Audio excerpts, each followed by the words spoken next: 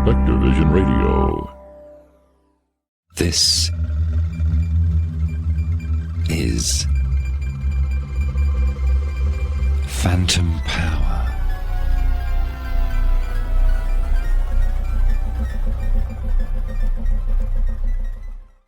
Welcome to another episode of Phantom Power, a podcast about sound. I'm Mac Haygood. The year is off to a very disturbing start here in the United States, thanks to ICE and its Operation Metro Surge in Minneapolis and the neighboring city of St. Paul. The Department of Homeland Security has called this the largest immigration enforcement operation ever carried out in the United States. But let's call it what it really is. It's a military incursion into Minnesota, sowing chaos, murdering two people on the streets in cold blood. Renee Good on January 7th and Alex Preddy on January 25th. There have been mass protests and direct action by Minnesota citizens, much of it sonic in nature. Lots of whistleblowing to alert neighbors and to resist ICE. Minnesota Governor Tim Walz has put his own National Guard troops on standby, while the Pentagon has 2 infantry battalions on standby for possible deployment in Minnesota. Mainstream news outlets like the New York Times are saying that Minneapolis right now feels like a city in a civil war, and it feels like things are on the verge of truly spinning out of control. Given all of this, my guest this episode could not be more fitting. Once again, we are featuring Gabriel Saloman Mindel in part 2 of our discussion about noise, power, and politics. Gabriel is one half of the noise band Yellow Swans. In the first part of my interview with him last month, we went really hard on the aesthetics and politics of noise music. But today, we talk about the other side of Gabriel's really adult life, in which he earned an MFA at Simon Fraser University, got a PhD in the history of consciousness at UC Santa Cruz, and joined the faculty of Minneapolis College of Art and Design. A lot of Gabriel's scholarship focuses on settler-colonial ways of treating the land, of treating human beings, and the soundscape in the service of capital and political power. His dissertation was about noise, protest, and political power. So Gabriel and I recorded our original interview on November 14th, 2025, 2 weeks before Operation Metro Surge started in early December. And we talked a lot about how settler colonialism separates the environment into these zones of purity with all of the racial and ecological violence that implies. And we also talked about the effects of these beliefs and practices on the soundscape and on listening in North America, doing so through examination of the work of Raven Chacon, Hildegard Westerkamp, and even Minneapolis's own Prince. But given that discussion that we had back in November, and given the fact that Gabriel lives and teaches in Minneapolis, I decided to check in with him again by phone to see how he was doing and get a sense of things on the ground there in Minneapolis. That call took place on January 21st, after the murder of Renee Good, but before the murder of Alex Preddy. And just to let you know, today, right now, I'm recording on Sunday the 25th, so things may have changed in Minneapolis by the time you hear this. So I gave him a call. And that's when I learned that on top of living in this city under siege, Gabriel learned shortly after our interview that he's got cancer. It's a lung cancer that has spread into the lymph nodes, but incredibly, his prognosis is actually very, very good. He's taking a very effective medication, and Gabriel even expects to play his upcoming shows in Europe in mid-February. But needless to say, this has been a remarkably stressful time for Gabriel on multiple fronts. And I was so impressed by his remarkable equanimity and hopefulness in our phone conversation. So I'm going to add some of that conversation, that more recent conversation, towards the end of this episode. I'm also going to put a lightly edited copy of our full phone call in the Phantom Power members feed. And for the current episode that you're listening to, if you're listening to the members version right now, you will also, of course, get Gabriel's excellent What's Good segment where he discusses good things to listen to and read and do. That was a really great conversation where we talk about sound walking, among other things. subscribe to the newsletter, or become a member if you want to hear that podcast. It's all at mackhaygood.com. Okay, so here's my interview, or my plural interviews with Gabriel Saloman Mindel. When you left Yellow Swans in 2008, you first did an MFA at Simon Fraser University. Yeah. Home of acoustic ecology. The World Sound Project, yeah. The World Soundscape Project. So Can you talk about why you chose SFU? Sure. And what you did there? Yeah. So both Pete and I, we were both college dropouts. I didn't have a BA. He didn't have a BA. We both were interested in intellectual life and scholarship, but it also just, that came down to reading books and talking about it in the van. Yeah. At some point, I felt like I really still wanted to pursue education, but I also was sick of the US. I just felt done with the United States. I was seeing someone in Canada. It seemed like a good idea to not be separated by a border for a while. I went up to Vancouver, got my permanent residence there, and kind of just tried to make a new life there, post Yellow Swans. One of the things that came up for me is that it was very hard to work in Canada. As an immigrant without a degree, I found myself working in the arts, whether that was writing or curating or composing exhibitions, things like that. And then I could work, let's just say, for very little money as a house painter, or I could find other kinds of low-skilled labor kind of work. And those were the two things that were helping me pay some rent and put food on the table. And at some point, I got a job at a coffee shop, and I was in my 30s, and someone who was teaching at an art school, Emily Carr, next to the coffee shop, came in, and they were buying a latte from me. And they said, you know, it's crazy.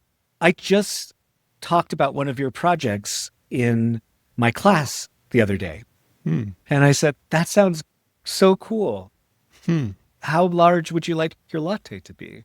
And at this moment, I just felt like there's nothing wrong with work of any kind. I mean, there's dignity in it. Even being a barista, I took pride in it, but I just felt like I got something else to offer. I want to teach. So I was living in Vancouver, and for whatever reasons, I didn't think I should go and finish a BA. I felt like there had to be a way to get directly into an MFA so I could go as quickly as possible from there into teaching. And I looked around, and one of the only schools that was willing to even entertain the idea was Simon Fraser University. They had a policy that people whose work in their field was equivalent to a bachelor's could be considered by graduate studies. No one had ever asked the art school if that was possible, but I did. And the folks who worked there, including Judy Radul and Sabina Bitter, these amazing women, were really open to trying to support me. And that's amazing. Based on what I submitted, they said yes, and they went to administration, and they basically got me into the MFA without the bachelor's based on my work in Yellow Swans and also many, many years of doing what's called social practices or socially engaged art in collaboration primarily with my friend Sam Gould in this group called Red 76. So as I was doing Yellow Swans, I was also doing these kind of discursive political art projects that were often in public space or non-traditional art spaces. And that had taken me to various opportunities, including Manifesta in Europe, which is an arts biennial, the Walker Art Center, MoMA, these different places. So I had a decent CV as an experimental musician and a working artist. I got into this MFA, and everyone thought, well, you know, aren't you going to do music? Because it was an interdisciplinary, or is still an interdisciplinary MFA. But I didn't want to be a composer. I wanted to figure out how to take what I was doing as a socially engaged artist and as a sound maker and find a way to put that into the gallery. And so while I was there, I was, of course, very aware of the World Soundscape Project. And I thought when I first entered that I was going to be hanging out with very true acts and that inevitably at some point I would make my way there. And I just didn't understand the kind of disciplinary silos that you're forced into against your will structurally, but also socially. Yeah. So I never ended up getting to work with Barry. I barely even made it up to the Burnaby campus itself. I was in the downtown art school most of that time.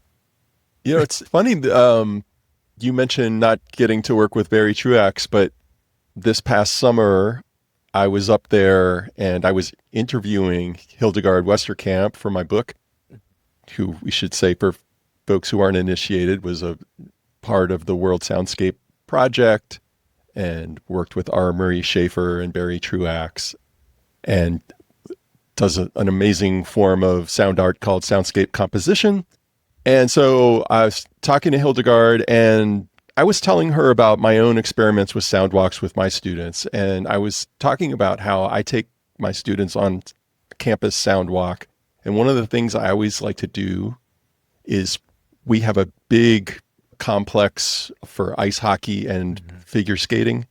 And I like to take them through that building, which of course is very cold and is very climate controlled.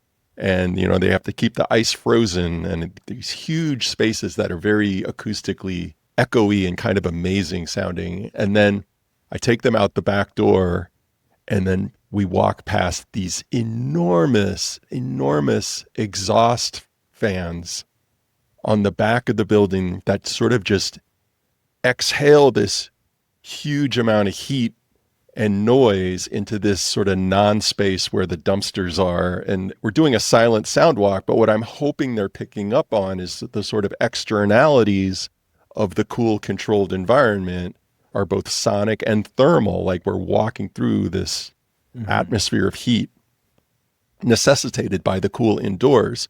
And so I was telling Hildegard about this, and she mentioned to me a talk that you wrote that referenced some of her work and also speaks to this issue. So can you maybe tell us a little bit about that talk? Sure. So this is one of the things that is so interesting about being in Vancouver, is that there is a very heightened ecological consciousness. The city is very concerned with its relationship to the non-human environment. Part of why it has this sort of signature glass towers downtown is because there's this idea, I think they call it Vancouverism. It's an architectural idea that the glass reflects the sky and the sea in a similar way to what we see in like Santa Fe, for example. Like the idea is for the city itself to disappear into the natural environment. But also, there's an incredible amount of labor that goes into trying to keep that environment out. And I think that one of the challenges of Vancouver is that it loves nature, except for everything about nature is a problem, right? The rain, the ocean air, the salt. There's an unresolved contradiction that is a part of what makes it look so beautiful from a postcard or from a bird's eye view, but actually quite punishing and difficult if you're a person living on the street level. So I was interested, of course, in Hildegard's work. I mean, her compositions are amazing. I think Barry and Schafer get a lot more attention as thinkers or as intellectuals. The influence of Schafer in particular is so utterly ubiquitous. And so I took it, of course, as a obligation to do some labor to think about, well, what is the only woman involved in the World Soundscape project saying and thinking at the same time as these men that she's collaborating with? And what I found was that her writing, of course, is fantastic. Her ideas are really interesting. And she has this one text. It is called The New Museum of Anthropology in Vancouver, an Acoustic Dump. Oh, right. Yeah. Such a great title. This was something that actually was never published, but she has it on her website. I encourage people to read it. And the thing that's interesting about it is she's going to the Museum of Anthropology, which is one of the most remarkable museums, certainly in Vancouver. I mean, it's an incredible place to visit. It's designed by Arthur Erickson. He is a very important Canadian architect. He is mostly known for his brutalist structures. He designed the Simon Fraser campus in Burnaby, which has been used as a sci-fi backdrop in a lot of television shows and movies over the years. An amazing architect, right? And so they had created this brand new building specifically to kind of highlight the totem poles, which are in the collection of this Museum of Anthropology. For anyone who's not familiar with Pacific Northwest First Nations art, totem poles are, as many people probably know or intuit, these storytelling devices that are built out of gigantic cedar logs that are harvested from the forest around the community. And they include stories, ancestors, different kinds of spirits and other folks who are part of the life story of the Native communities, the Indigenous communities in the Pacific Northwest. And these poles are typically harvested from a forest around the community's village or around the community's encampment. They're placed in the ground and they're meant to stay there. They're serve an incredible number of functions that are specific to the cultures, but they're meant to stay there and exist in the same ecology or ecosystem as the original cedar that they were taken from, right? So all of the rain, the mist and fog, the ravens, the forest life, and the human life that is part of that ecosystem. The poles are not separate from that. They're still embedded in it. And in fact, the idea is that they'll be there until they themselves eventually collapse and return back to the land. To take those out of their context and then placed inside of a museum is, of course, a quintessential colonial purpose of the museum. It is nothing unique or original, except it just happens to be specific to these cultures and communities. What I think Hildegard Westerkamp was astounded by is that there's this building that was created to highlight and create a very particular visual sensorial experience for visitors encountering these beautiful belongings and totem poles. And yet there is this terrifyingly loud and awful HVAC system that no one seemed to think about, but just simply installed. And that this HVAC system in the museum is just a particularly onerous example of something that is common in most modern buildings, right? So we think about the visual aesthetics at its best, right? We think about the visual aesthetics, we think about access, we think about people's moving bodies in the space, we think about how it's going to look in a photograph. And particularly in museums, there's a lot of thought put into sight lines and how the architecture interacts with different modes of display. But there's almost no thought put into the aural experience. And anyone who's listening to this podcast has surely had an experience of being in a museum or a building and just suddenly feeling like, am I the only one who can hear that? That HVAC is relentless, or that other tone that is the sort of whining generator or something that's happening next door is utterly distracting. Yeah. And so even though I think she didn't explicitly say this in that article, what I felt she was doing was reminding us of something that is intrinsic to a kind of settler-colonial way of trying to manage the world, right? Which is by determining what is external to the world and what is internal, what is allowed in, what is forced out. And I'm all for HVACs, especially post-COVID. I mean, it's insane that we didn't invest in HVAC systems across our institutions in order to preserve people's health. But with that in mind, it's very transparent that there's this sense that even if we make the HVAC quiet inside, its exhalations outside are not our problem, right? So there's this constant attempt to externalize what we don't want. And I'm thinking here in some ways of Mary Douglas, the anthropologist, and her definition of dirt as matter out of place. Yeah. And I think a few sound studies folks have picked up on this as a one possible definition of noise, that it's sound out of place, right? But we are desensitized to it as urban people. We're desensitized to it because we feel powerless to interdict. And I guess something that really struck me about Hildegard's work is that she is not trying to exclude the city or the urban from our awareness. She's trying to understand how to navigate it. And her Kitts Beach Soundwalk, I think, is maybe the most explicit example of her actively wrestling with that. It's a calm morning. I'm on Kitts Beach in Vancouver. It's slightly overcast and very mild for January. It's absolutely wind still. She's walking us through a process of listening to the built environment, to what is obscured by the built environment. But then in the very end of that piece, she brings us back to the built environment, and she describes it as the monster. And she talks about needing to confront the monster in order to be able to live with it. And so I found that just to be a really inspiring way of trying to move past this kind of, again, to think back to Mary Thompson, this moralistic assumptions about noise and the good and the bad of it.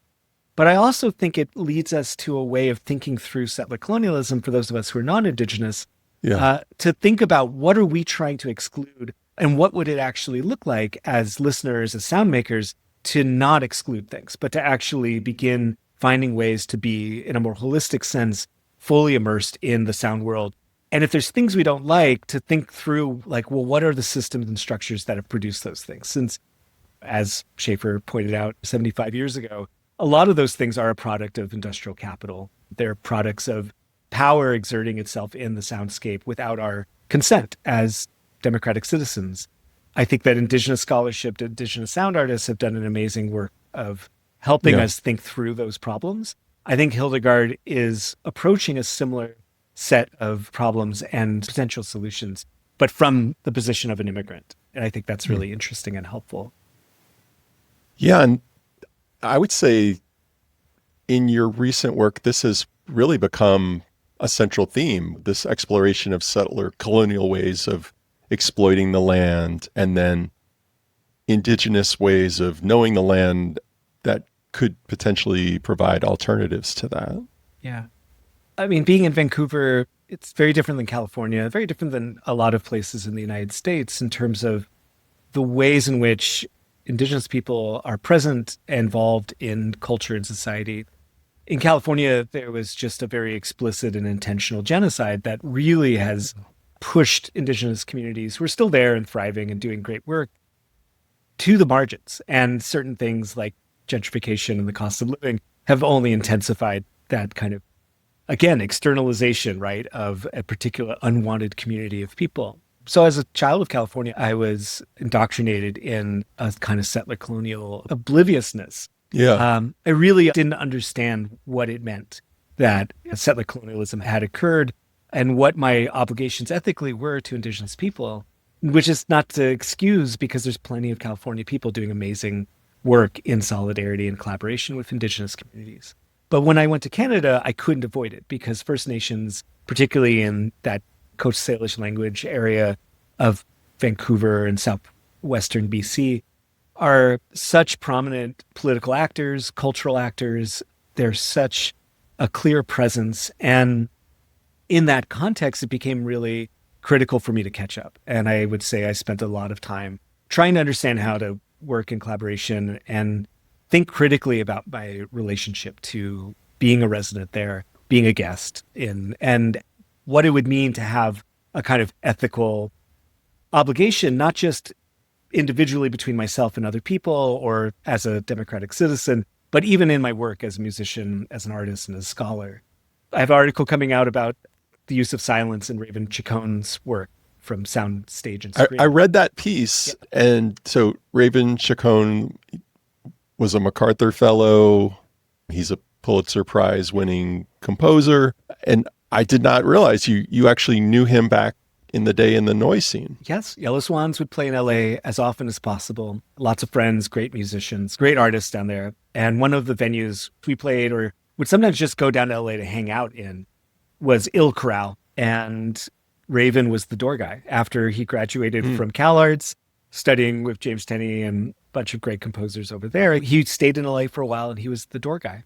He also performed, but that's how we first met. And then over the years stayed in touch just because he has this background in noise and punk, but he's also a composer and is deeply committed to bringing into all of that his own, Indigenous musical cultures and concepts.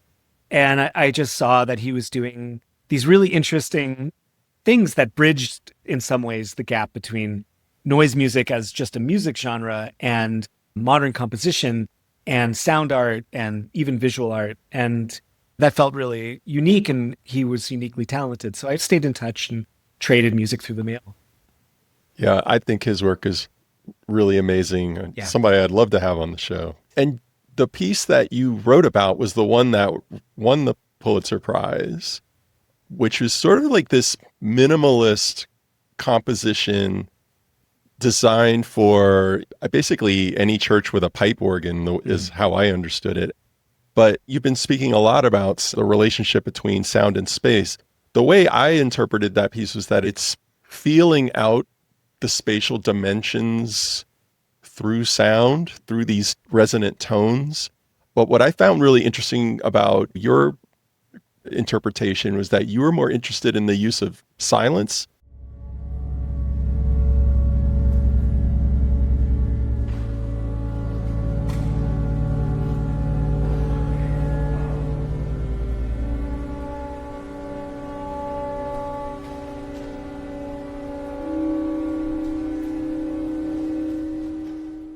Could you maybe talk a little bit about that? Because I thought it was really interesting. Sure. I mean, I'm happy to. And also just want to say, Raven has done a great job of speaking to his intentions. And, there's a wonderful article in The Wire from a few months back lots of great interviews with him online. So I encourage people listening to this, as you wait for Mac and Raven to put together a conversation for Phantom Power, I would please love that. pursue, look up his work, find interviews with him.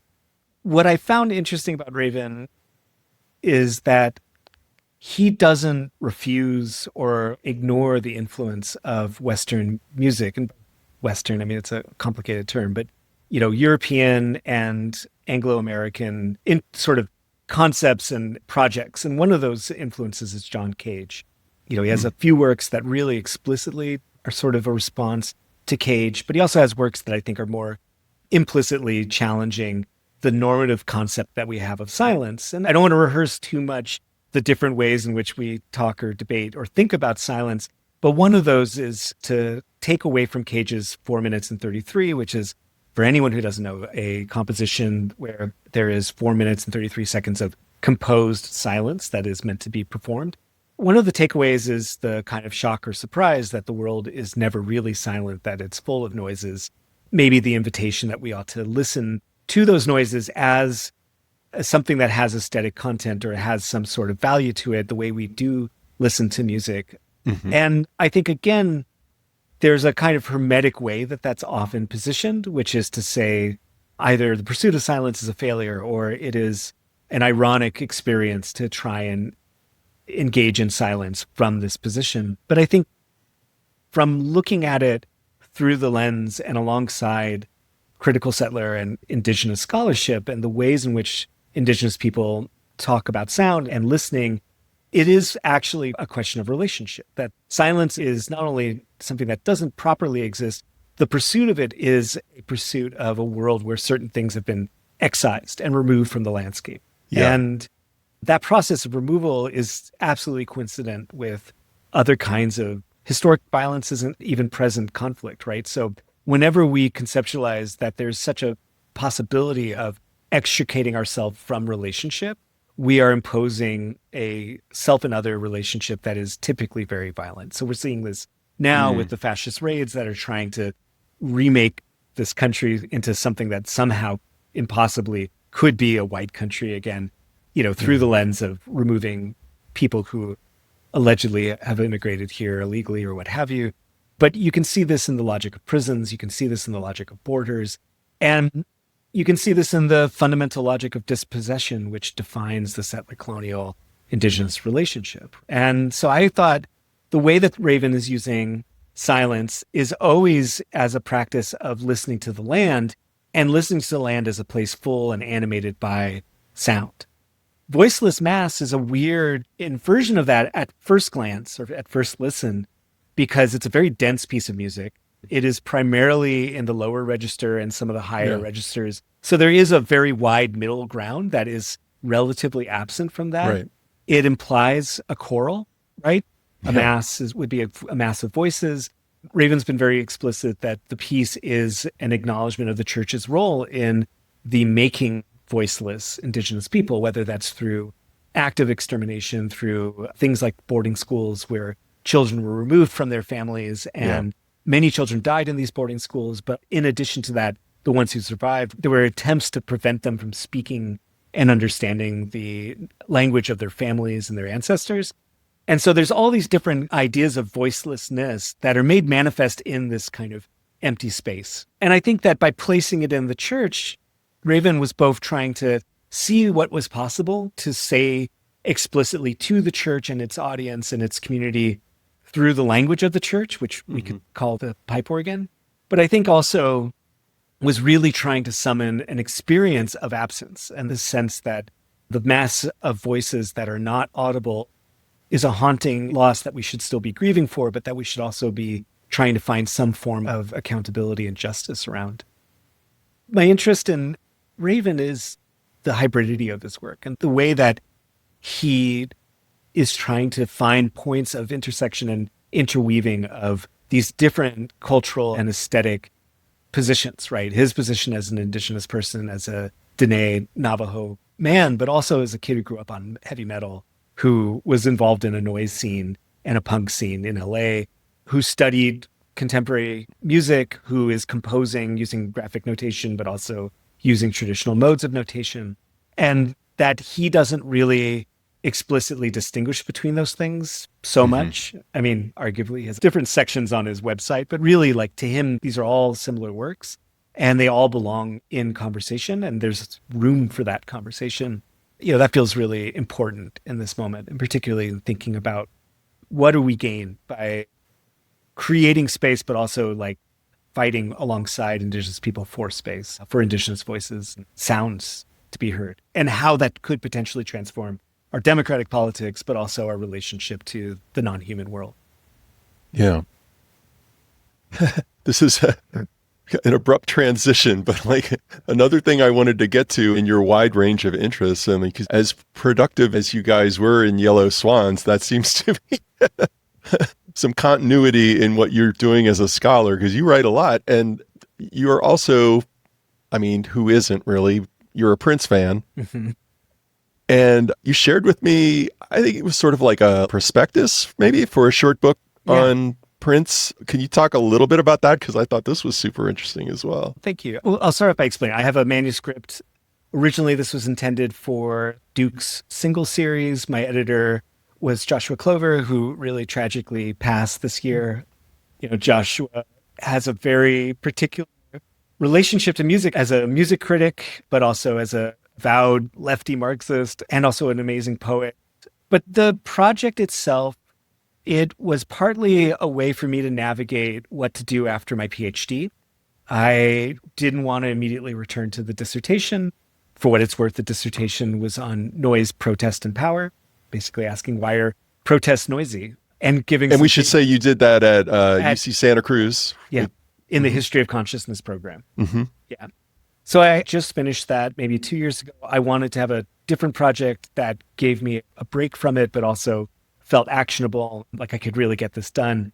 And so I wrote this relatively short 40,000 word manuscript about Prince and his relationship to the end of the world. So the reason I wanted to write about Prince was not because I was a diehard Prince fan. And in fact, I started this project before knowing I would be moving to Minneapolis and teaching at a school here. That was purely coincidental. It was fate. It was fate. But I had this experience when I moved up to Portland, Oregon in 2001 to escape the kind of financial hardships of the first .com boom in San Francisco and to start a band with Pete, Yellow Swans. I was going around to house shows, punk houses, queer houses, anarchist houses, the different kinds of house parties that were ubiquitous in the aughts of 2000 in Portland, Oregon. And I kept on noticing that at every single dance party, at some point, it didn't matter what the music was that people were playing. At some point, someone would put on Prince, and they would specifically put on 1999. And the whole room would change. Everybody would come out from the porch. People would get off the couch. Even the like too cool for school anarchists that were just making fun of people would get up off the couch, and everyone would dance. And for the whole song, the way that people danced to it was with such a strange intensity that it felt like there had to be something going on that I didn't understand. Because it's a good song. It is a good song, but it's not that good. I mean, there were better songs at the time for dancing to. So I finally asked a friend, and I was like, what is up with 1999? Why is every punk in Portland so obsessed with this song? And what they told me is that, I think it was the spring before I arrived in Portland, so in 2001, there was a house party, and it was a house party at a house full of folks who were known to be connected to different kind of anarchist projects, including Earth First. And the police had raided, and they had quite obviously raided it as a form of collective punishment. You know, it wasn't just a noise complaint. The police had come full of riot gear, ready to just bash heads. And the story goes that when the police kicked down the door and people started fighting the cops, the song 1999 was on the turntable. I don't know if that's true. I've never gotten confirmation that that is true, but that's the story I was told, and it made a lot of sense. And it's worth keeping in mind that I was in Portland, Oregon in 2001, right? And the WTO protests in Seattle had just happened in November of 1999. There had been a huge May Day march that had really been humiliating for the police in 2000. So there was a deep, deep-seated antagonism between Portland police and the radical left community in Portland. I was fascinated that this song had become an anthem, right? It had become an anthem for this group of folks that were certainly mixed race, but I would say overall, you would read them as white punks. And I was fascinated that this song that had no overt political message had become this deeply politicized anthem for a kind of leftist anti-police resistance and anti-capitalist resistance. So that just haunted me, and it was always on my mind, and that anecdote was always on my mind. And then finally, I got around to discovering the anecdote that 1999 was ostensibly about nuclear war and the end of the world brought about through nuclear war. But it turns out that it was inspired by a documentary in the 80s about Nostradamus, narrated by Orson Welles. This part blew my mind because Yeah. I know the exact documentary you're talking about. I saw that as a little kid too. Yeah. The Current FM, which is a radio station in Minneapolis that has long been a home for Prince and Prince fans, they did a podcast series and they interview some of the members of the band, and they talk about being on the road on tour, and they stop off at a hotel which had advertised free HBO. This was like the best thing you could possibly imagine for a band on tour. They pile into the hotel and everyone goes to their separate rooms and they turn on HBO and they're watching this documentary. And in the documentary, it says, keep in mind, this is like 83, I think, or 82. It says, according to Nostradamus, there's going to be a nuclear war in 1999 in November, I think it was. And it was very explicit, like this is what he said. And you get this after almost an hour of all of these predictions that allegedly had come true. So the next morning, they all come down into the hotel lobby and they're like, did you see that documentary? 1999, can you believe it? And as one of the band members says, this is what differentiates Prince from all other human beings. He comes down and he just says, I've written a song. So, this just got me thinking about, I mean, it's a great story, right? And It's so great. So this gets me thinking about what is this connection, if there is any, between the kind of radical politics that I was getting involved in that had this somewhat millenarian kind of view of the world, right? That a great revolution is going to happen and the world will be peaceful afterwards. Yeah. I mean, this, I don't want to be that reductive, but this is a huge part of what drives leftist politics. Yeah. And on the other hand, there's this person who is not a leftist. I mean, he had politics and he did a lot of social justice work, but he wasn't really political, not the way we would think of a political artist, not the coup, not Dead Prez. I mean, he was something else. And what were his religious beliefs? And so as I started trying to unpack more and more, why did Prince write a song about the end of the world? I realized that it's not so much that there's a direct embeddedness of revolutionary politics, apocalypticism, Prince's religious views, but actually that they all produce this weird constellation. And that in trying to understand all these things, I started feeling like I understood American culture, American politics in a more deep way. And I kept on finding these coincidences and synchronicities that seemed interesting, but on their own are just like what I've shared, interesting anecdotes. The hope with the project is that in combination, they start to give you a sense of American apocalypticism. And that by understanding a particular period of American apocalypticism, which I would say is, the 80s into the turn of the millennium, you see the way in which some of the things we're experiencing now are, in a way, reenactments of already existing conflicts, culture wars, political problems, and that, there's a sort of sense-making of the present through this historical view. And that 1999 is actually a useful kind of codex in some ways for unlocking what it is that is the sort of very fabric of American psychopathy in some ways.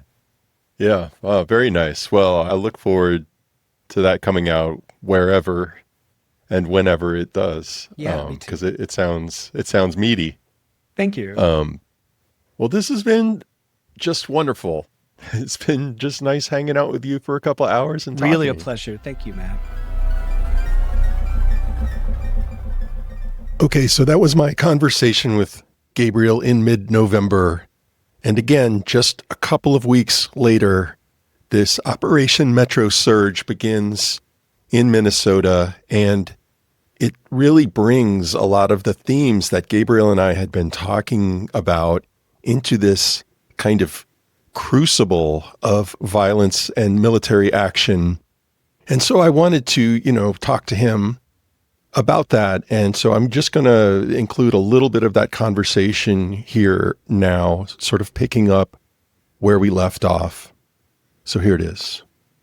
I think at this point, at least 3,000 people have been detained, including 150 American citizens and at least 4 Sioux people, right? Like, have you heard about this? So Lakota Nation, Indigenous folks who are not only American citizens, but also ICE and federal law enforcement don't have the jurisdiction to actually enter into Indigenous lands, sovereign territories or lands. Yeah. And so part of what they're doing, at least from what we're hearing from Lakota leaders, is they're literally holding them hostage, trying to force Lakota to negotiate permissions for federal immigration enforcement on their territory. Oh, wow.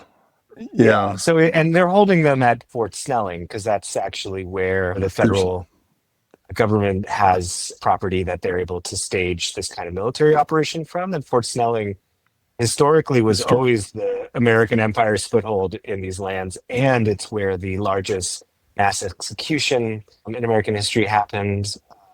Native people. It also is where there was essentially a concentration camp at a time when the U.S. military was trying to force Native people in this region into submission. So the significance and historical resonance of this is very big. It's incredible because so much of our conversation, the second half of our conversation, had to do with settler colonialism and this kind of incursion on the land and its implications for the soundscape and so forth. So much of my recent scholarly work was a reflection on the previous Trump administration or on the previous decade and, you know, the kind of long decade of mass protests from Arab Spring through the George Floyd uprising. Yeah. And I remember really feeling like, is this work even relevant anymore? Because things have changed so much.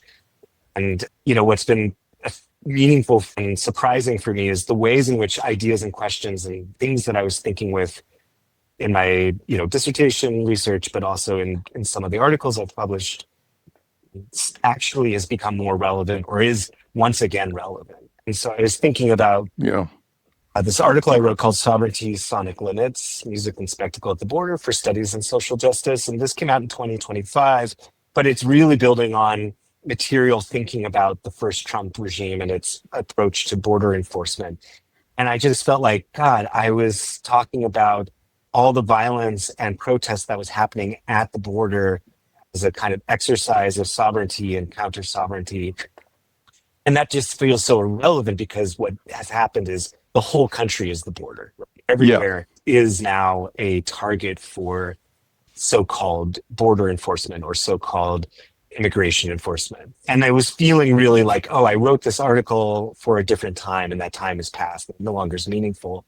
But a lot of what I was trying to do was connect certain theories about the performance of violence at the border to understanding both the meaning behind that violence, but also why people are resorting to sound as a way of resisting. And that actually feels as relevant now as ever. It's absolutely a spectacle. I wonder how you make sense of the relatively muted response in terms of protest during the first year of the Trump administration compared to the last year of the Biden administration, given what you just said. Yeah.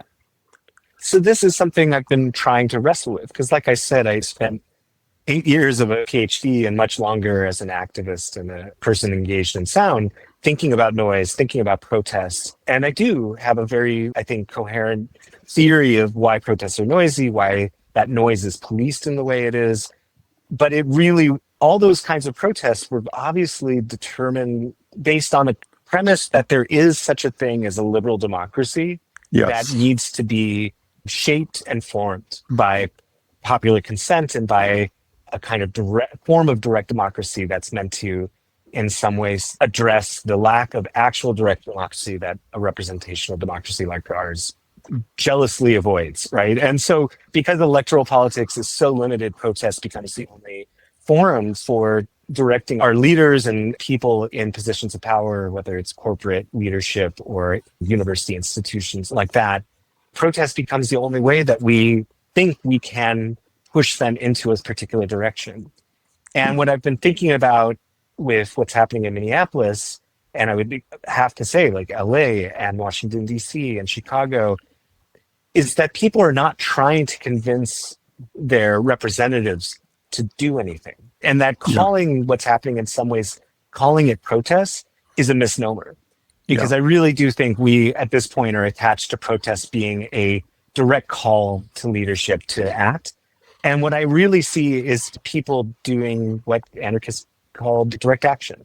What people are doing is intervening on their own terms as everyday community members.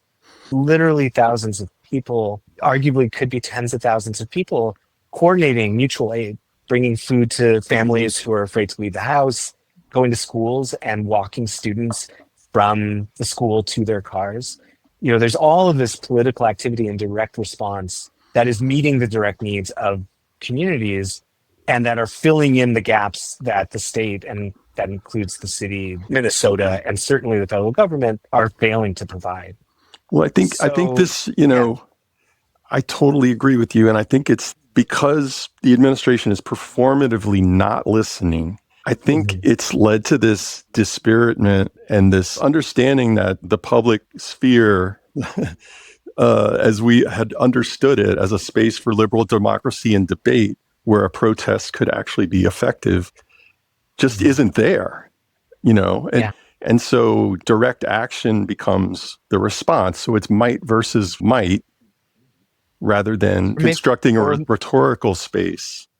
Right. It's maybe might versus many. I mean, this is part of the, you know, the narrative that I think gets convoluted. There are, I think, 3,000 federal troops roughly in Minnesota.